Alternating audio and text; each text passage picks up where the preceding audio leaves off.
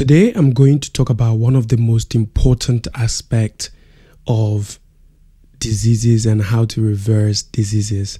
Now, when it comes to fasting, I'm sure you've heard fasting, and intermittent fasting is something that we hear very often. Now, first and foremost, my name is Dr. Felix Efa. I am a neuropharmacologist and a toxicologist. And if you're new to my channel, please make sure that you subscribe to the channel. Hit the notification button so that then when I come on live, you're gonna be one of the very first people to see my live. Now, what are you waiting for? Just hit the subscribe button and then hit the bell sign so that you'll be notified every time I come on live. Fantastic. Now, fasting is one of the best habits that anybody could actually create for themselves. Why? Because if we look at the science behind fasting, ladies and gentlemen, fasting is the only habit that can actually heal your body wholesomely. What do I mean by that? When you stop eating for a period of time, be it 1 day, be it 2 days, be it 3 days. Obviously, you just don't wake up and stop eating sake, because every fasting has a protocol that has to be followed. So, for instance, if you're fasting to reverse hypertension, if you're fasting to reverse diabetes, if you're fasting to reverse arthritis, whatever the case may be, if you're fasting to prevent cancers, you need to have a very specific protocol so that you can follow. You can't just fast by vibes and inshallah, just because everybody is fasting, right? So what does fasting even mean? Fasting is the process whereby you deprive yourself of food and you only take in fluid, waiting for healing and waiting for your body to go down its fat stores and go down its adipocytes and release the storage that it has stored, the energy that has stored there, so that it can use those and deprive those, or get rid of those before new food is eating. Now, let me break things down a little bit for you so that it makes much more sense. Guys, I'm not going to waste too much time on this. I just want to clarify something, because I feel like a lot of us from African descent, we are doing a lot of fasting. However, we are getting almost nothing from the fasting that we are doing. And most of the time, we even get out having more side effects of the fasting than, health benefits from the fasting. So the best analogy that I like to use for fasting is, imagine you have a storage, or let me just use your fridge. You have a fridge, right? Now, in the fridge, you went for shopping last week, right? And then you came and put the shopping in the fridge. You would consume the stored food in the fridge before you go and buy new ones. If not, if you keep on packing new ones, you will push the old ones to the back. Now, guess what? Over some time, the old ones that you push to the back are going to start going bad. They're going to get rotten, and then they're going to start smelling. As they start smelling, then it will make, the more the ones at the back, the old ones get rotten, they will also affect the new ones, right? And those new ones would actually start getting bad very quickly. That is exactly what happens when you are someone who always eats but does not do any fasting. What essentially is happening is, if you fast, the old storage that you've put in the fridge, in your fat cells, in this case, the fridge is our fat cells, you basically go back there and you use those, you get rid of those as energy, and then you basically, once that is empty, then when you eat, your body stores more. It is like eating the leftover foods before you make new foods the next day. If you cooked yesterday and today there is leftover, you eat that leftovers so that then you actually make some new food. Exactly, that's what happens. Now, the reason why fasting is so good, and fasting is one of the things that would actually help you reverse any chronic non-communicable disease that you have, is this. The old fat cells, or the old adipocytes, right? The fatty acids that have been stored in the adipocytes, what essentially they do is, as they start getting rotten, just like in the old food, when they start getting rotten, those fatty acids also start getting rotten.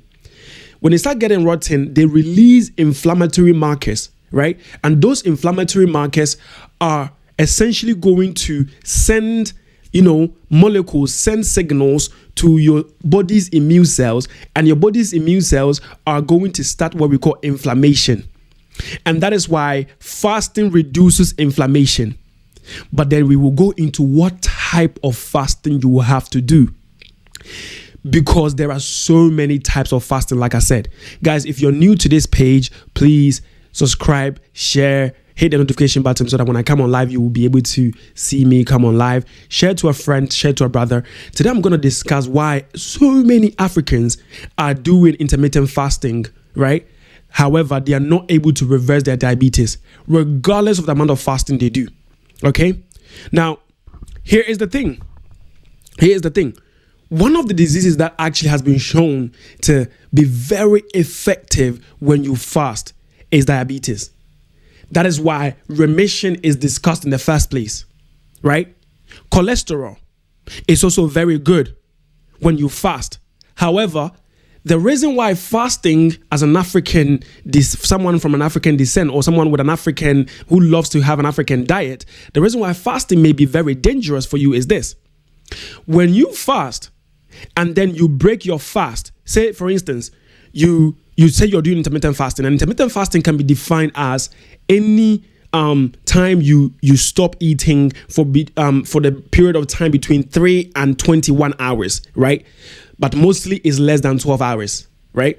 Fantastic. So people would wake up and, for example, in the morning, they will skip breakfast and then they will not eat up till maybe 5 o'clock or 6 o'clock in the evening. And then they will have their first meal, which is 1 meal a day, right? And then they will not eat till the next morning, and they do the same thing over and over again.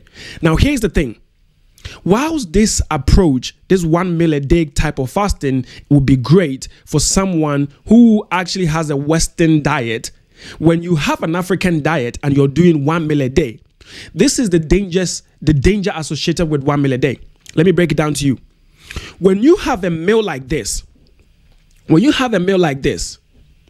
right? Let me show you.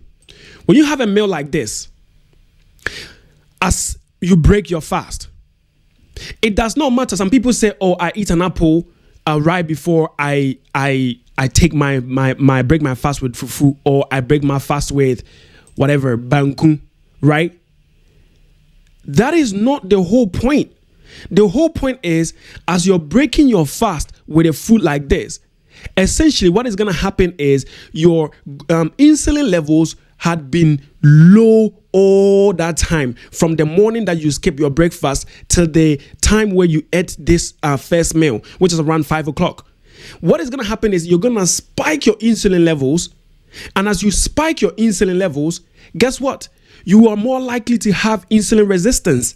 And that is why, even though you are diabetic and you're trying to reverse your diabetes and you're doing all the intermittent fasting, guess what? You are still not able to, 1, reduce weight, 2, don't even get your HbA1c levels low, and 3, your cholesterol is even going up. Now, this is the reason why. When you are not eating the whole day and you're breaking your fast with something like this, what essentially is happening is that insulin levels, glucose is going to be very high, and then insulin levels are going to be spiking. Here is the reason why. When the day is going by, as the day goes by, your insulin sensitivity decreases. So towards the evening time, regardless, your insulin sensitivity has decreased. However, you're eating a meal like this, which is going to spike your glucose levels, and then insulin is not going to be responsive. So your glucose levels are going to be high. And that is why when people do this intermittent fasting and they eat meals like these, they don't reduce weight, and then the next morning they feel so hungry. Here is the reason why. Whenever you wake up in the morning feeling very hungry, it is because the night before you had very heavy meals. The night before you actually had food that actually spiked your glucose levels. The night before, you had food that spiked your insulin levels, because insulin is less sensitive during the evening time. So what is the best way to actually do intermittent fasting? If you're someone who prefers to do intermittent fasting and you are diabetic or you have cholesterol, when you're breaking your fast, make sure that you are having some food that are rich in fiber. Now, a lot of people think that the African diet cannot be rich in fiber. No, the African diet can be very rich in fiber. In fact, when you eat foods like fonio is African, right? When you eat food like millet, the African diet also has millet, quinoa, right? All these kind of foods are very rich in fiber. Apart from that, you can eat leafy greens. Leafy greens are great. Now, if you were to break your fast with like a nice steak, for instance, a nice steak with leafy greens, right? What essentially that's going to happen is that you are not going to spike your glucose levels in any way, shape, or form, because think about it. When you're eating steak doesn't have any glucose in it. Steak is protein. When you're having good fat like avocados, right? Like avocados, like, walnuts, like your nuts. What they're going to do is they're going to suppress your insulin from spiking. They're going to release less sugar because there's no carbohydrate in that. And then your insulin levels in your bloodstream is not going to spike out of nowhere. And so by so doing, over some time, what is going to happen is your body is going to reduce weight. Now, guess what? The beautiful thing is, if you're breaking your fast without any carbohydrate or with complex carbs like quinoa, like fonio, like millet, like chickpeas, like all these kind of even if you're doing soup, you can have a nice soup, and then you can do oats, fufu, or whatever the case may be. That is great, because guess what? When your body is not getting the glucose that it's supposed to get, what essentially is going to happen is, because it still needs the glucose, because your body still needs the glucose, what it's going to do is going to take it from your fat cells, because remember, the fat has some storage there, and then it breaks it down into ketones, so that then eventually, if you're doing this for 1 month, you reduce weight. So many people come to my live on TikTok, and they talk to me and they say, Doc, I'm doing intermittent fasting. However, my blood sugar levels are not dropping. My HbA1c is not dropping in any way, shape, or form. My glucose is not working whatsoever. Like my my cholesterol is not reducing, and I don't know what I'm doing wrong. And I asked them, what kind of food are you breaking your fast with? And maybe they tell me, oh, I'm eating eba, or I'm eating banku, I'm eating fufu. And they tell me, oh, but then I'm taking a small portion. It does not matter. The moment you have diabetes and you're trying to reverse it, because diabetes is not a disease that is going to play cool with you, you also have to be aggressive. Because remember, already for you to have diabetes, you have insulin resistance. So you need to make sure that glucose is not spiking in any way, shape, or form. And so doing fasting, intermittent fasting, is great. However, at any given point during the daytime, if you was to spike them up, it does not matter. You're still not going to reduce the weight, because remember, insulin is not being responded to in the first place. So you got to make sure that you're reducing as much as possible your glucose levels. And that is why when a person, how you reverse or how you put diabetes into remission is not by doing intermittent fasting necessarily, not eating anything during the whole day and then going to spike it up with, small portion of fufu, small portion of banku, whatever the case may be, because that's more dangerous. Now, here's the thing. For people that have high cholesterol and people that have diabetes, this is my approach. I believe that for intermittent fasting, unless the person is very disciplined, for us Africans, intermittent fasting is probably not a good idea, because whilst you're fasting, guess what? When you're breaking your fast, you feel more hungry and your cravings are also high. So guess what? You may want to eat fufu and aponchinam and ponchinkwan. You may want to eat banku and okra. Because you're so hungry, guess what is going to happen? Then you overcompensate for the hunger. You overeat because you have fasted. So that in that practice, you basically do not have any benefits whatsoever from the fasting that you did. In fact, there is more damage to that practice than benefits. So here is what I think. Intermittent fasting is great, but not for people that have diabetes and of African descent. Let me tell you why. When you wake up in the morning, what I think you should do is what we call continuous energy restriction. So when you wake up in the morning, you can actually eat, and I'm going to give you a protocol for you to eat to beat your diabetes, for you to eat to reduce your cholesterol. Here is my approach. When you wake up, have some eggs, like 4 eggs, have an avocado, and then do not add any carbohydrate to it whatsoever. When you eat 4 eggs and you have an avocado and you take your vitamin D3, K2 in the morning, this is what is going to happen. You have eaten, however, your glucose levels are still not going to spike. Okay? Because guess what? Insulin spike happens when glucose is spiking. When there is no glucose spiking, there is no insulin that's going to spike. So when you have good fat like avocados eaten in the morning with eggs, which is proteins, guess what? In fact, this kind of breakfast in the morning reduces your what's it called? Your cholesterol levels. A lot of people think that avocados and egg yolks increases cholesterol. There is no truth to this. Let me break this down for you guys. The human body actually makes about 1,000 to 2,000 milligram of cholesterol every single day. Therefore, when you are taking food like eggs, the yolk of eggs contain niacin. Niacin has been shown scientifically to reduce cholesterol. Also, when you are taking avocado has good fat. It has omega-3 and it also has very good fat. Guess what is going to happen? These omega-3s are going to reduce your stress levels, your oxidative stress. And so there is no insulin resistance, there's no insulin spike because there's no glucose. And also when you don't eat and you fast for a long period of time, what is going to happen is your cortisol levels are also going to go up.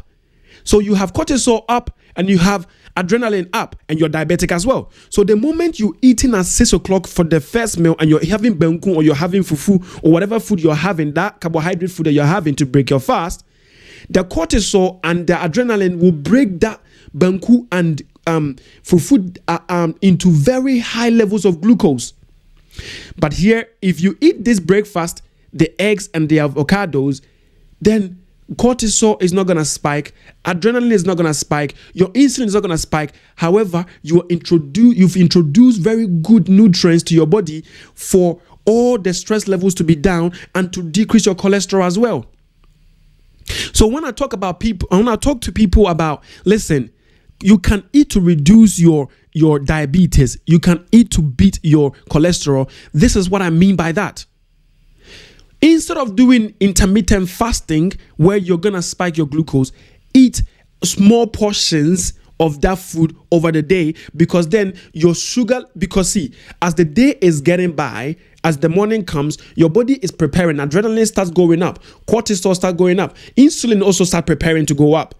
So then if you eat, it's not going to jump. So during the day, you can have it very moderately high without spiking it. And that is much, much beneficial to your body than keeping it at the baseline and then all of a sudden, at 1 meal a day. Also, you guys need to understand that sometimes cholesterol levels being high is not because of the food you ate, but cholesterol or how many hours you fasted. Sometimes the cholesterol levels are up because of the time you ate. Here is the thing. If you were to eat your last meal at 3 p.m. in the afternoon, believe you me, you are less likely to raise your cholesterol, because by the time you go to bed, your body has had time to metabolize. And in fact, if that food that you ate at 3 p.m. is good food, and it has, even if it has a bit of complex carbs and it has all the good fat is not going to allow the carbohydrate to be absorbed within your body. Now, guys, without me actually going into too much details, let me tell you guys, when you eat food and you add avocado to it, right? What the avocado does is it actually helps the absorption of protein and it prevents the absorption of carbohydrate, because fats like salmon, like avocados, like walnuts, like olive oil, like cod liver oil, they actually help with the increasing of protein, and protein is what your body needs, not necessarily carbohydrate, and it prevents carbohydrate from getting absorbed. Oh, that is beautiful. So imagine eating more protein rich diet across the day without carbohydrates and adding more of these good fats to it. You do not necessarily need intermittent fasting if you don't know how to fast. Now, am I saying intermittent fasting is bad? No. I am saying that for the African, maybe intermittent fasting is not working. This is why, because our diet may not be good for intermittent fasting practice. So, if you are someone who is disciplined enough to wait till 6 p.m. to eat your diet and have a steak, avocado, and a good salad, and maybe quinoa, fantastic. Intermittent fasting is great for you. In fact, it is absolutely great. But if you are going to have food that is rich in carbohydrate because you're carbohydrate addicted, then spread that over a period of time. Add fiber to them. Add good fats to them so that you decrease your absorption of that carbohydrate within your body. And also remember, the fat within your body, right? The cholesterol that within your body makes it from carbohydrate.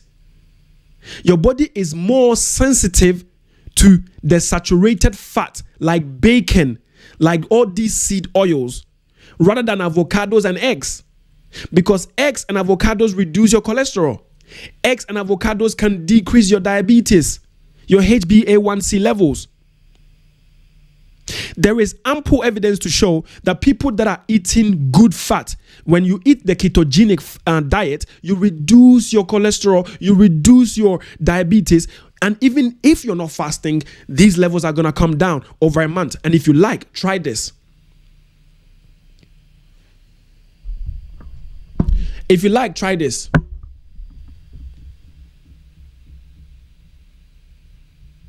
If you like, try, eating to beat your inflammation. Now, what essentially is going to increase inflammation is, let me tell you, the banku that you're having, the fufu that you're having is going to increase your inflammation. And that is the reason why you are not reducing your diabetes. That is the reason why you're not reducing your cholesterol.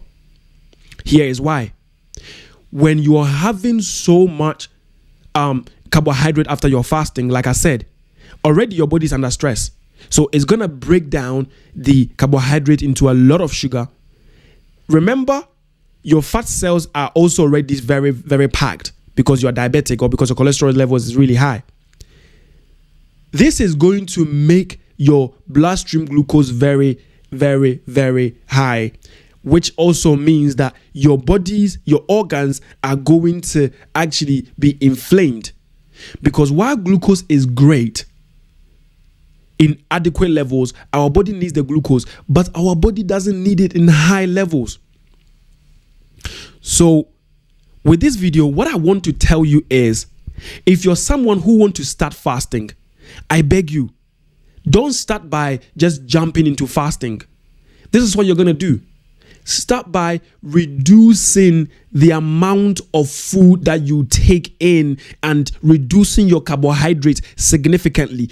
Change the carbohydrate that you're taking to fibrous, fiber-rich food, and then eat them across the day, maybe for a month.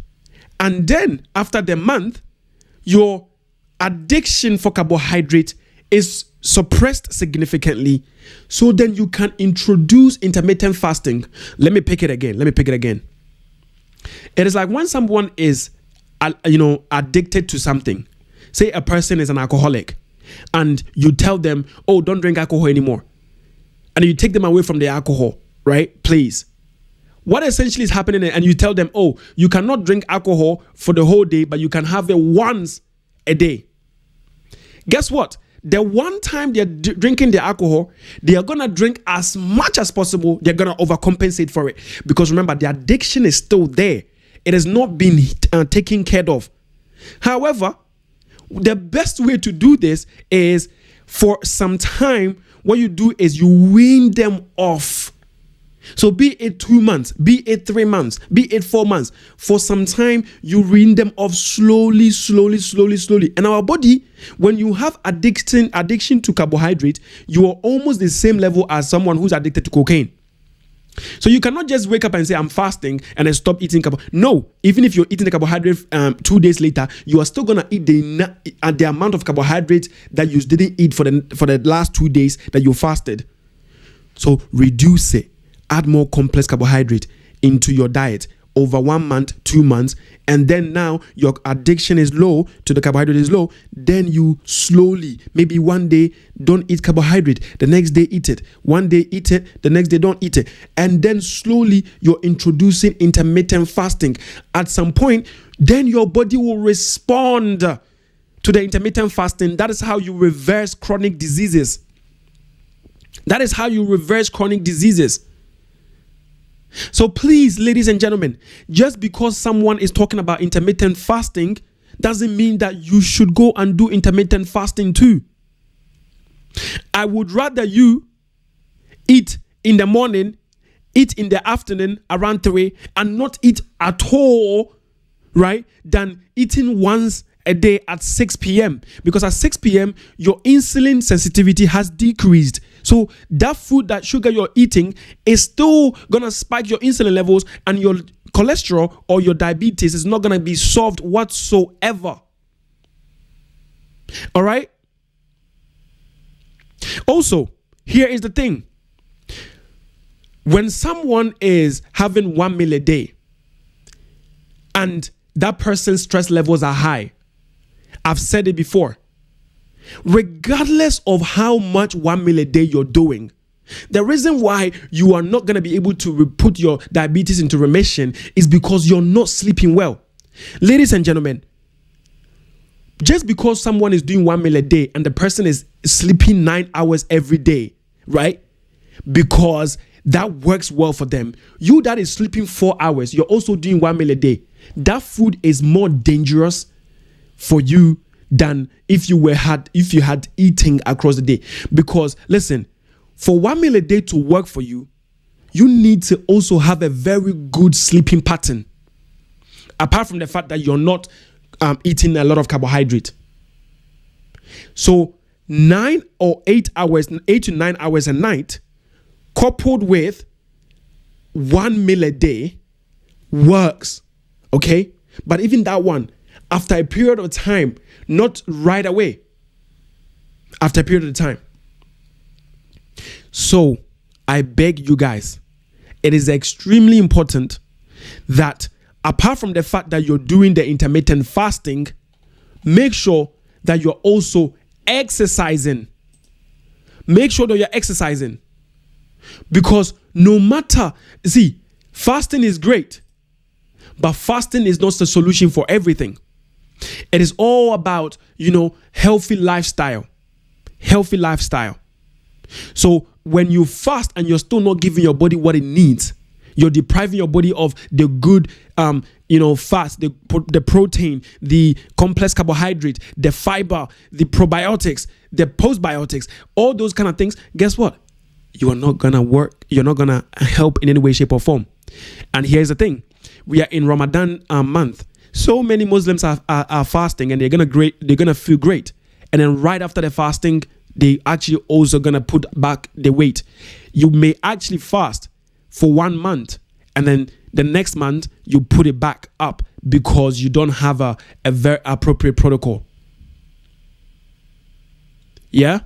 You don't have an appropriate protocol to reverse your hypertension, to reverse your cholesterol, to reverse your diabetes. And by the way, if you have high levels of cholesterol, I sincerely believe that if you were to eat more high fat food, it is better than eating 1 meal a day or doing intermittent fasting and eating 6 p.m. and having banku or fufu, because that is going to increase your cholesterol even more. And how many times have we not heard this? When I do lives and people come on the live, they say, Doc, I've been doing 1 meal a day. I'm doing fasting, yet my cholesterol is not coming down, because you don't know how cholesterol works. The 1 meal a day that you're eating is going to still increase the cholesterol that decreased that 9 hours that you fasted, because carbohydrate can be converted into cholesterol where you have abundance of it. I don't know if that makes sense. Carbohydrate can be converted into cholesterol. Those seed oils that you're using, the sunflower oil, the canola oils, they can be converted into cholesterol. The bacon that you're eating, those fats, those animal fats that you're eating, the bacon fat is saturated fat, right? It is going to be converted into cholesterol. However, if you were to have an monosaturated fat, unsaturated fat, guess what? Cholesterol, unsaturated fat like avocado would decrease your cholesterol. Unsaturated fat found in salmon would reduce your cholesterol. Niacin, which is found in eggs, will reduce your cholesterol. In fact, when you're having oat, not the 1 minute one, but the cut one, the one that has the whole peel on it, the very tough one. It has a compound that we call beta-glucan. The beta-glucan can actually scavenge. It can sweep away bad cholesterol, and it can scavenge the bad cholesterol from your bloodstream and actually now allow your body to be free of the cholesterol. And that is what I talk about. Eating the right meals to reduce your diabetes, to reverse your diabetes, to reduce your cholesterol, to reverse your cholesterol. And you do not necessarily have to fast. You need to know why you're fasting. I beg you. And I'm thinking about actually doing writing a protocol for fasting for all type of disease, because I feel like a lot of people are doing a whole bunch of fasting without knowing why they're doing the fasting, and then they're doing more harm than good. Have you seen people doing fasting and they add more weight than they actually started the fasting? I have seen that before. Some people also say, Doc, I don't even eat much, but I'm still adding on weight. I only drink water and I eat once. Yes, because stress is the reason why you're not able to reduce that weight. And when you're stressed, guess what? And you're fasting, you will overcompensate. You will overeat without knowing that you're overeating. And that excess is going to be broken down and is going to be spiking your insulin very high, which doesn't make any sense. Yeah? So I hope that with this information, you are going to do more investigation. You're going to research more into the kind of fasting you have to do for your condition. Please do not over fast for cholesterol or diabetes without knowing what protocol works for you. And if you want to know a protocol for your condition so that you can actually reverse it, if you don't have my Instagram is Dr. Felix Efa Official. My TikTok is Dr. F Efa. Here you can send a comment here. You can reach out, you can consult, I can make a plan for you. You can put your chronic condition into remission willingly. If you want to actually do that, you can do that. But if you don't want to do that, you will go by vibes and inshallah. But that's not how the body works. You need to understand how the body works. And you can, when it is necessary to eat to beat disease, you can eat to beat disease. When it's necessary for you to fast to beat disease, you fast to beat disease. Fasting is amazing for cancers. Fasting is amazing for cancers. Fasting is amazing for cancers, because the cancer cells are not able to, guess what? Use a lot of the ketone bodies that your body is going to make, but it needs the glucose. So when you deprive your body of glucose, it's great. But all of a sudden you spike it with glucose, then the cancer cells are very happy. Also, when you're doing intermittent fasting, you still need to get the micronutrients, because as you're eating 1 meal a day, unless you are eating, all the essential minerals, essential foods, essential everything, even if you're eating 1 meal a day and you're still going to do your intermittent fasting, make sure you're taking the right micronutrients in terms of like vitamins. If not, you're going to be malnourished. Whilst fasting is good, not eating for a period of time is good. When you're eating, make sure that you are actually giving your body what it actually needs to, because then you're actually doing more harm than good. So make sure that you know what vitamins to take, apart from your vitamin D3, K2 from Dr. Fell's Naturals, right? Your magnesium glycinate. Also need to know, for example, if you're someone who is actually trying to reduce weight for you to conceive, you need to make sure that you're taking your CoQ10. CoQ10 increases, your fertility rate. All right? CoQ10. If you're someone who has cholesterol and you're eating a high fat diet, make sure that you're adding something like 500 milligram of niacin to it for maybe a month, and then reducing it to 100. But of course, go do your blood works, because then it will reduce your levels to really high. If, for instance, you are someone who also is doing intermittent fasting, guess what? To reduce your diabetes or your HbA1c levels, as you're doing that intermittent fasting, make sure that you're taking something like beta melon powder, right? Which is a natural insulin of plants. Make sure that you're also taking a cinnamon. Cinnamon is great. Cinnamon reduces sugar levels. Make sure that you're taking berberine, 500 milligram. It's amazing. So with these practices, you're suppressing glucose spiking and your insulin levels are going to be decreased, so that over time, you're going to be insulin sensitive again. Ladies and gentlemen, do not wake up without having a protocol of how to fast for prevention methods, for prevention reasons, for reversal of disease reasons. And every disease has its own reason, own protocol for of fasting.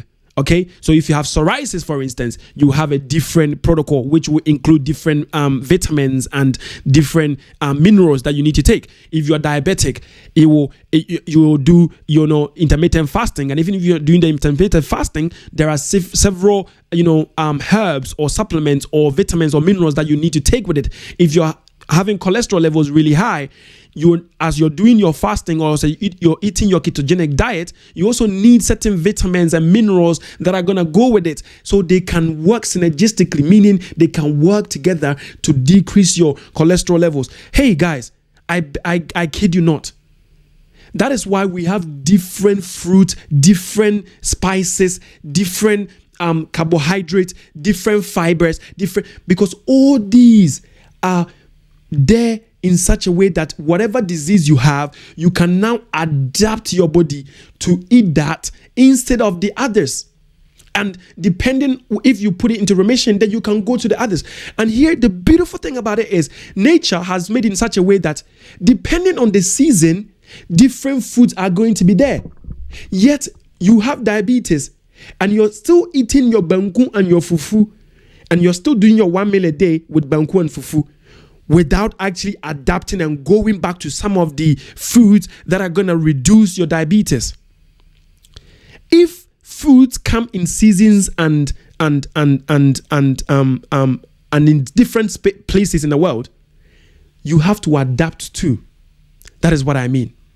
So this is just a quick one. If you want to contact me for this, make sure that you do. But one of the things that has also been shown to reduce your fasting glucose levels, ladies and gentlemen, I kid you not, is the sun. So the people that live in Africa, please spend time in the sun. All right.